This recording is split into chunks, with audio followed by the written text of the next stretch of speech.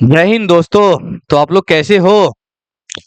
तो चलिए आज हम लोग देखेंगे सॉलिड स्टेट का पार्ट 3 लेक्चर 3 आज हम लोग देखेंगे।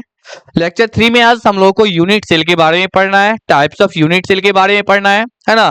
तो यूनिट सेल क्या है और टाइप्स ऑफ यूनिट सेल क्या है, और एवरी यूनिट सेल में, प्रत्येक यूनिट सेल में कितने कितने परमाणु होते हैं उनके बारे में जानना है, ठीक है। और समय मिलेगा तो हम लोग देखेंगे कि उस पे उसके बेस का न्यूमेरिकल देख लेंगे, ठीक है।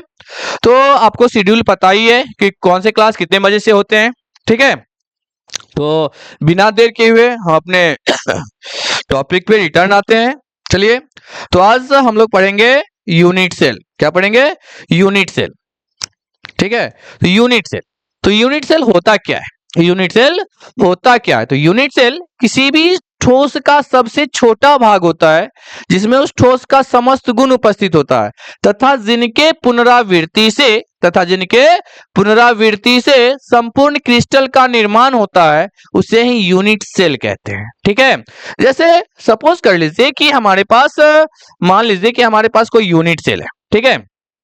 कोई भी एक ठोस है, मान लीजिए कि हमारे पास इतने बड़े ठोस हैं, इतने बड़े सॉलिड हैं। देख लीजिए हमारे पास, मान लेते हैं कि हमारे पास ये सॉलिड है, ये क्यूबिक सॉलिड है ना।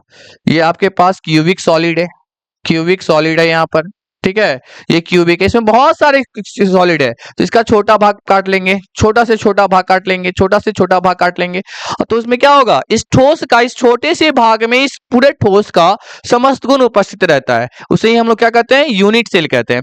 जैसे आप लोग कभी कभी क्या, आप लोग देखते ही होंगे सीरियल, टीवी पे एक सीरियल आता है सीआईडी करके। तो सीआईडी में क्या होता है, सीआईडी सीरियल में, कि अगर कोई क्राइमर है, क्राइम करने के लिए गया, उसका बाल टूट करके गिर गया, नाखून टूट करके गिर गया, थोड़ा सा कि स्किन कहीं पे टच हो गया, खिलौचा करके रह गया, तो उस छोटे से पार्ट से ओरिजिनल क्राइमर तक पहुंच जाता है कौन? सीआईडी। इसका मतलब क्या है, वो डीएनए टेस्ट करता है उस छोटे से भाग में, जितना छोटा भाग जो वो बाल टूट गया, उस बाल में उस व्यक्ति का पूरा गुण उपस्थित होता है जो क्राइम करने के लिए आता। उसी प्रकार से किसी ठोस का सबसे छोटा भाग होगा जिसमें उस ठोस का समस्त गुण उपस्थित होगा, और तथा जिनके पुनरावृत्ति से, बार बार दोहराने से क्या होता है? संपूर्ण क्रिस्टल का निर्माण होता है, उसे क्या कहते हैं? यूनिट सेल कहते हैं, ठीक है। तो यूनिट सेल जो होता है वो 4 टाइप, बेसिकली 2 टाइप्स का ही होता है। यूनिट सेल जो होता है मुख्य रूप से 2 प्रकार का ही होता है, ठीक है। लेकिन उसे 4 भागों में विभाजित किया गया है। यूनिट सेल मुख्य रूप से 2 टाइप्स का होता है। एक होता है, देखिए, एक होता है एससी यूनिट सेल, और दूसरा होता है सेंटर्ड। पहला होता है एससी और दूसरा होता है सेंटर्ड यूनिट सेल। तो एससी यूनिट सेल को हम लोग हिंदी में बोलते हैं आध इकाई सेल या सरल घनीय इकाई सेल। आध इकाई सेल या सरल घनीय इकाई सेल, या इसी को बोलते हैं कौन सा? सरल घनीय इकाई सेल, ठीक है। सरल घनीय इकाई सेल। और ये जो है वो है केंद्रीय इकाई सेल। क्या है?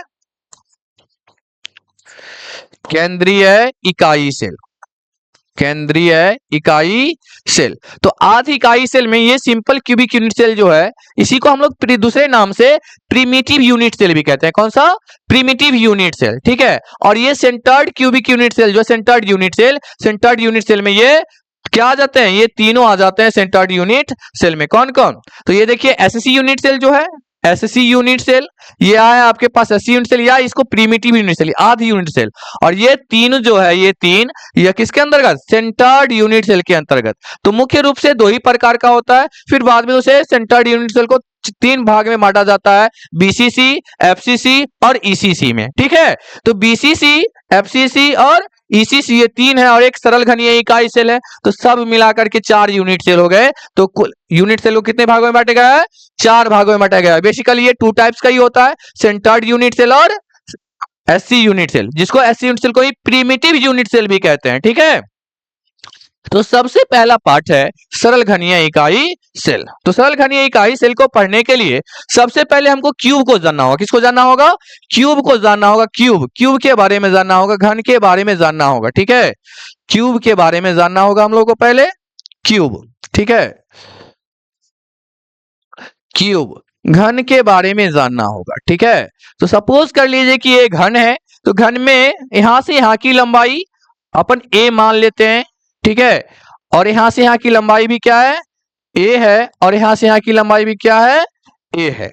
ठीक है, तो घन का आयतन क्या मिलेगा? जब घन है तो घन का आयतन क्या होता है? तो घन का आयतन यूनिट सेल का आयतन, ये एक यूनिट सेल है, जितने सारे यूनिट सेल होंगे वो क्यूबिक होंगे। और मैंने क्या मान लिया है? ए मान लिया, किनारे की लंबाई ए मान लिया है, तो आयतन बराबर क्या हो जाएगा? आयतन बराबर क्या हो जाएगा? ए क्यूब। एक किनारे की लंबाई ए है, इसलिए इसका आयतन क्या हो जाएगा? ए क्यूब हो जाएगा। ठीक है बच्चे, अब देखो तो घन में क्या सब चीजें होती है। तो देखिए यहां पर घन में जो कोना होता है, कॉर्नर, कोना जो होता है, ये कोना 8 होता है। देखिए कोना 8 को होता है, एक कोना, दो कोना, तीन कोना, एक 4 कोना, है ना, पांचवा कोना, छठा कोना, सातवां कोना और आठवां कोना। तो कॉर्नर कितना होता है? 8 होता है। तो जैसे आपको दिखाया गया कॉर्नर 8 होता है। सतह कितने होते हैं? 6 होते हैं। सतह कितने होते हैं? 6 होते हैं। सतह कितने 6 कैसे होते हैं? तो देखिए सतह एक सतह, दूसरा सतह, तीसरा सतह, चौथा सतह, ये सामने का पांचवा सतह और ये बैक का छठा सतह। ठीक है, तो सतह कितने होते हैं? 6 सतह होते हैं। ओके, अब क्या है आपके पास? तो सतह मिल गया, कोना मिल गया, किनारा एज जो होता है वो 12 होता है। किनारा कितना होता है? 12 होता है। और कितने बॉडी हैं? तो एक बॉडी है। बॉडी कितने हैं?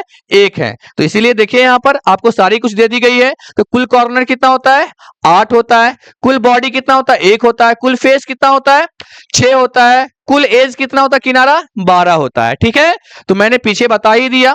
अब देखिए यहां पर एक चीज और जानने की जरूरत है कि अब हमको जानना है कि कोना पर, है ना, ये कोना पर परमाणु रखेंगे तो कितने भाग में सहभाजित होगा? तो देखिए ना, इस तरीके से और सारे घन को ना हम व्यवस्थित कर सकते हैं, और सारे घन को अरेंज कर सकते हैं। तो 1 2 3 और एक 4 पार्ट में डिवाइड हो रहा है। इसके ऊपर एक और घन आएगा तो 4 पार्ट में और डिवाइड हो जाएगा। तो कॉर्नर से जो एटम्स होगा, एक कॉर्नर से जो एटम्स होंगे वो 4 पार्ट्स में डिवाइड होंगे। यानी एक कॉर्नर से एटम 1/4 होगा। एक कॉर्नर से एटम कितना होगा?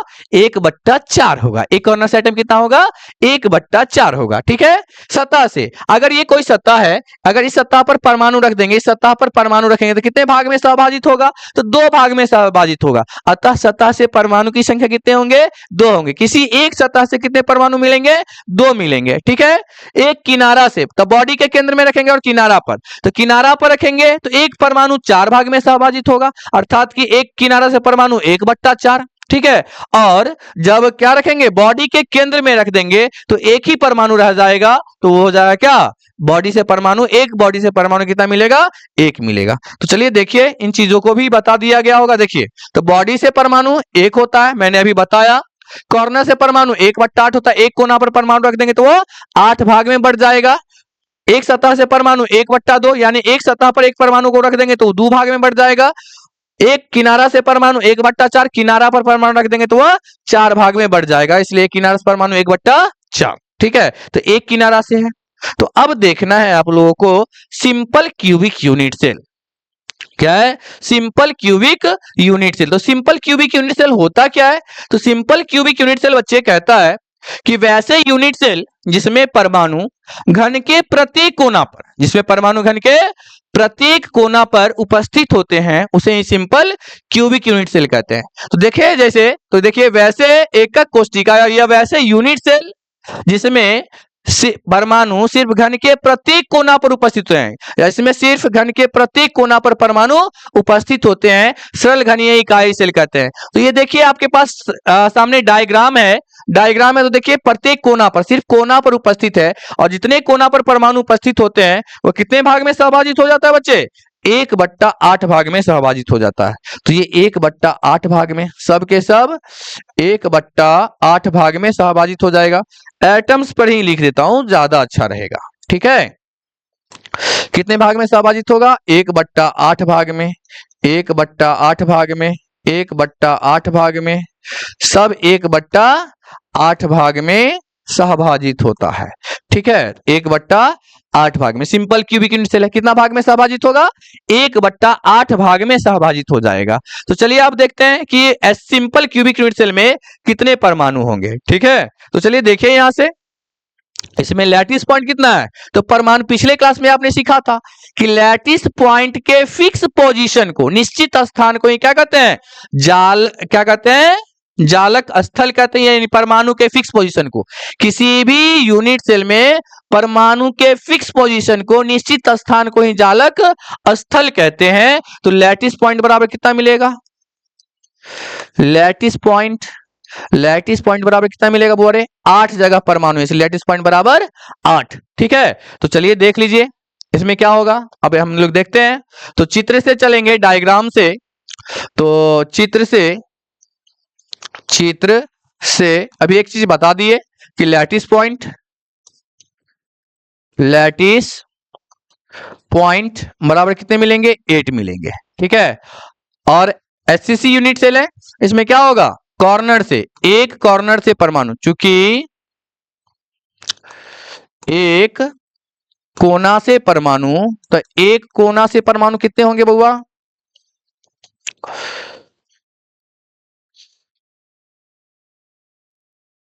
एक कोना से परमाणु, तो एक कोना से परमाणु कितना होता है? 1/8। इसीलिए कोना से कुल परमाणु, तो कोना से कुल परमाणु कितना होगा? 1/8। और टोटल कॉर्नर कितना होता है? 8। तो 8 से 8 क्या हो जाएगा? यहाँ पे देखिए 8 से 8 ये कैंसल हो जाएगा, 8 से 8 ये कैंसल हो जाएगा। कितना बचेगा? 1 है ना, कितना बचेगा? 1। अतः एससी यूनिट सेल में कुल परमाणु की संख्या Z बराबर कितने होंगे? 1। ठीक है, एससी यूनिट सेल में कुल परमाणु की संख्या Z बराबर कितना होगा? 1 होगा। तो आपसे ऑब्जेक्टिव टाइप क्वेश्चन पूछा जाएगा कि एससी यूनिट सेल में कितने परमाणु होते हैं? कुल परमाणु की संख्या होती है तो 1। एससी यूनिट सेल में कुल परमाणु की संख्या कितनी होती है? 1 होती है। ठीक है, चलिए यहां तक समझ में आ गया होगा। अब है BCC unit cell, body centred cubic unit cell. Centred unit cell का पहला part BCC unit cell, body centred cubic unit cell, जिसे हम लोग कहते हैं अंतः केंद्रित घनीय इकाई सेल। अंतः केंद्रित घनीय इकाई सेल, इसे पिंड केंद्रित घनीय इकाई सेल भी कहा जाता है। कौन सा? पिंड केंद्रित, इसे पिंड केंद्रित घनीय इकाई सेल भी कहा जाता है। कौन सा? पिंड केंद्रित घनीय इकाई सेल भी कहा जाता है। ठीक है, बीसीसी यूनिट सेल को ही क्या कहा जाता है? पिंड केंद्रित घनीय इकाई सेल कहा जाता है बच्चों। तो देखिए पिंड केंद्रित घनीय इकाई सेल क्या होता है? तो पिंड केंद्रित घनीय इकाई सेल कहता है कि वैसे यूनिट सेल जिसमें परमाणु घन के प्रत्येक कोना पर, यानी सब कोना पर, तथा एक परमाणु बॉडी के केंद्र में उपस्थित होते हैं। क्या बोला? वैसे यूनिट सेल जिसमें परमाणु घन के प्रत्येक कोना पर, देखिए यहाँ प्रत्येक कोना पर परमाणु है और एक परमाणु बॉडी के केंद्र में उपस्थित होते हैं, उसे ही क्या कहते हैं? बीसीसी यूनिट सेल कहते हैं, body centred cubic unit cell कहते हैं, उसे ही पिंड केंद्रित घनीय इकाई सेल कहा जाता है। तो देखिए, तो यहां पर आपको पता है पहले से कि एटम कोना से परमाणु कितना होता है? 1/8। अभी मैंने बताया है कोना से परमाणु 1/8। तो पीला वाला परमाणु जो है वह प्रत्येक कोना पर है, तो 1/8 भाग में बट गया। ठीक है, 1/8 भाग में सब बट गया। और ये जो पिंक कलर का परमाणु है वो है बॉडी के केंद्र में, और बॉडी के केंद्र से परमाणु कितना होता है? 1 होता है। बॉडी के केंद्र से परमाणु कितना होता है?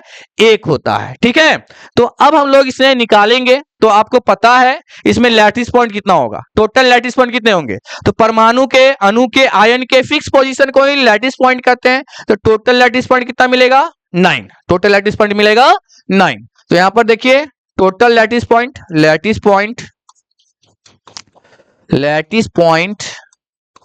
Is equal to 9। Lattice point कितना मिल गया? 9 मिल गया। अब हम लोग एटम्स निकालेंगे कि बीसीसी में कितना परमाणु होता है। तो सारी चीजों को हम लोग जान गए हैं, तो देखिए हम लोग निकाल लेंगे परमाणु। तो यहां पर देखिए लैटिस पॉइंट कितना निकला था? लैटिस पॉइंट हमने बताया आपको कि लैटिस पॉइंट बराबर कितने हैं? 9। अब क्या है तो इसमें देख लेंगे। तो देखिएगा क्या है, बॉडी सेंटर्ड क्यूबिक यूनिसेल। तो बॉडी सेंटर में कहां पर है? प्रत्येक कोना पर, और प्रत्येक सतह के प्रत्येक कोना पर एक परमाणु बॉडी के केंद्र में है। प्रत्येक कोना पर है और एक परमाणु बॉडी के केंद्र में उपस्थित है। तो अब निकालेंगे परमाणु की संख्या। तो देखिए यहां पर हम लोग क्या कर देंगे, लैटिस पॉइंट बराबर 9। तो देखिए यहां पर एक कोना से परमाणु, चूंकि कर दीजिए, चूंकि एक कोना से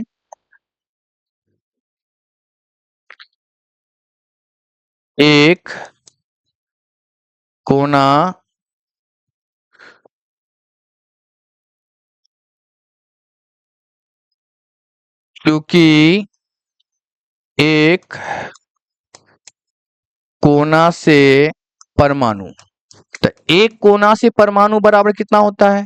1/8 है ना। एक कोना से परमाणु 1/8, इसीलिए कोना से कुल परमाणु बराबर कितना मिलेगा? 1/8 गुना 8 है ना। तो अब यहां पर 8 से 8 क्या हो जाएगा? देखिए यहां से कैंसिल हो जाएगा, ये 8 से 8 कैंसिल हो जाएगा। क्या मिलेगा? 1 है ना। तथा बॉडी से परमाणु, एक बॉडी से परमाणु, तो एक बॉडी से परमाणु कितने होंगे? 1 है ना। इसीलिए बॉडी से कुल परमाणु बराबर कितने हो जाएंगे? तो 1 गुना 1 बराबर 1 है ना। अतः बीसीसी यूनिट सेल में कुल परमाणु की संख्या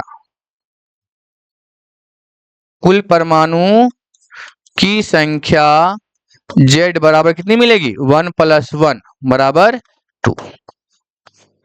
ओके, तो आपसे क्वेश्चन पूछा जाएगा ऑब्जेक्टिव टाइप कि बीसीसी में कुल परमाणु की संख्या होती है। इस बार भी बोर्ड एग्जाम में 2025 के बोर्ड एग्जाम में पूछा गया था क्वेश्चन ऑब्जेक्टिव टाइप में कि पिंड केंद्रित घनीय इकाई सेल में कुल परमाणु की संख्या होती है 2, है ना। इस बार के ऑब्जेक्टिव में पूछा गया था इस रिजल्ट से। ठीक है, तो बीसीसी यानी पिंड केंद्रित घनीय इकाई सेल में कुल परमाणु कितने होते हैं? 2 होते हैं। ओके, चलिए अब अगले टर्म पे आते हैं। अगला टर्म क्या कहता है? FCC unit cell. तो तीसरा प्रकार कौन था? FCC unit cell, face centred cubic unit cell.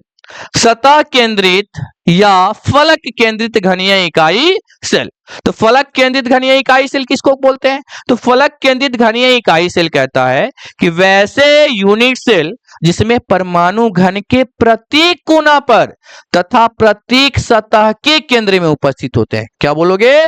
कि वैसे यूनिट सेल जिसमें परमाणु घन के प्रत्येक कोना पर तथा प्रत्येक सतह के केंद्र में उपस्थित होते हैं उसे क्या कहते हैं? एफसीसी यूनिट सेल कहते हैं। फलक केंद्रित घनीय इकाई सेल कहते हैं। सतह केंद्रित घनीय इकाई सेल कहते हैं ना बच्चों। छोटे बच्चे हम लोग खेलते थे क्या, कोना कोना कौन कोना, नहीं तो तो वही कोना से पढ़ना है आप लोगों को, कोना कोना कोन कोना पढ़ते थे ना। चलिए खेलते थे हम लोग, अरे यहाँ पे पढ़ रहे हैं हम लोग कोना कोना। तो घन के प्रत्येक कोना पर और प्रत्येक सतह के केंद्र में परमाणु उपस्थित होगा तो उसको बोलेंगे एफसीसी यूनिट सेल। तो यहाँ पर देखिए डायग्राम से कि येलो कलर का जो एटम्स है प्रत्येक कोना पर है ना, और पिंक कलर का जो एटम है वो प्रत्येक सतह के केंद्र में है। पिंक कलर का जो एटम है वो प्रत्येक सतह के केंद्र में है। तो देखिए कोना से जो एटम्स होता है मैंने बताया था कि 1/8 भाग में बढ़ता है। कोना वाला एटम सब 1/8 भाग में, यानी पीला जो परमाणु है 1/8 भाग में बट रहा है ना। पीला परमाणु 1/8 भाग में बट रहा है। और सतह पर तो देखिए ये जो परमाणु है ये इस साइड वाले सतह पर है, ये जो परमाणु है पीछे वाले सतह पर है, ठीक है। ये जो परमाणु है ऊपर वाले सतह पर, ये जो परमाणु नीचे वाले सतह पर है। ये जो परमाणु इस साइड वाले सतह पे और ये जो परमाणु है वो बैक पोर्शन के सतह पर है, ठीक है। तो यहाँ पर देखिए परमाणु सब दिखाया गया। तो पिंक कलर का जो परमाणु होगा वो 1/2 भाग में बटेगा। कितने भाग में बटेगा? 1/2 भाग में बटेगा। 1/2 जितने सारे पिंक वाले हैं 1/2 है ना, 1/2 भाग में बटेगा, ठीक है। तो 6 गो सतह के केंद्र में, 8 गो कोना पर है। तो अब इसमें बताओ कुल लैटिस पॉइंट कितना होगा? कुल जालक स्थल, कुल जालक स्थल कितने होंगे? तो कुल लैटिस पॉइंट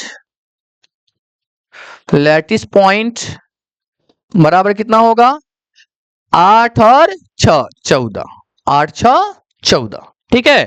तो अब देख लेना है परमाणु की संख्या निकालना है। तो देखिए बउआ, ठीक है, क्या होगा? तो अभी आपने निकाल लिया लैटिस पॉइंट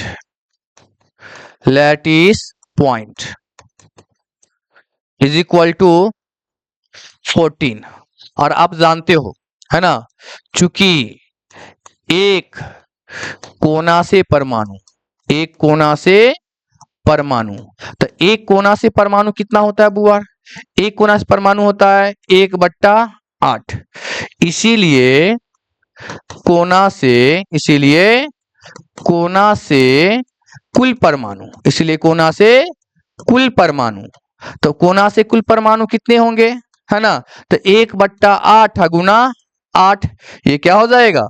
8 8 कैंसल हो जाएगा। कितना मिलना है? 1 है ना, तथा है ना एक सतह से परमाणु, एक सतह से परमाणु। तो एक सतह से परमाणु क्या होता है? तो 1/2 होता है। अभी मैंने आपको प्रारंभ में ही बताया था कि एक सतह से परमाणु 1/2 होता है ना। इसीलिए सतह से कुल परमाणु, सतह से कुल परमाणु, तो सतह से कुल परमाणु कितने होंगे? तो 1/2 आगुना कुल सतह की संख्या होती है 6। तो क्या हो जाएगा? अब कैंसिल होना है तो ये क्या बार में कट जाएगा? 3 बार में कट जाएगा। इसलिए आंसर क्या होना है? 3 है ना। इसी अतः क्या होगा? एफसीसी यूनिट सेल में कुल परमाणु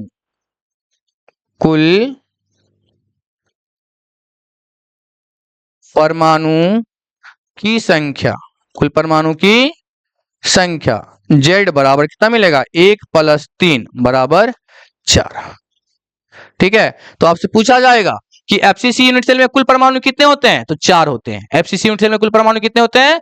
4 होते हैं, बाय प्रूफ, ठीक है। और अगला टर्म आता है समझने के लिए हमारे पास ECC unit cell, end centred cubic unit cell, end centred cubic unit cell. तो end centred cubic unit cell क्या होता है? तो end centred cubic unit cell कहता है कि वैसे यूनिट सेल जिसमें परमाणु घन के प्रत्येक कोना पर उपस्थित होंगे तथा किसी 2 विपरीत सतह के केंद्र में उपस्थित होंगे। कहां कहां होंगे? घन के प्रत्येक कोना पर होंगे। तो देखिए 8 कोना पर लाल परमाणु है और किसी 2 विपरीत सतह, 2 विपरीत सतह, ऊपर तो नीचे, इस साइड तो इस साइड, पीछे तो आगे, ठीक है, किसी 2 विपरीत सतह के केंद्र में उपस्थित होगा तो उसको क्या बोलेंगे? ईसीसी यूनिट सेल, अंत्य केंद्रित घनीय इकाई सेल। अंत्य केंद्रित, ईसीसी अंत्य केंद्रित घनीय इकाई सेल। समझ में आ रहा है बच्चों? तो यहां पर देखिए कुल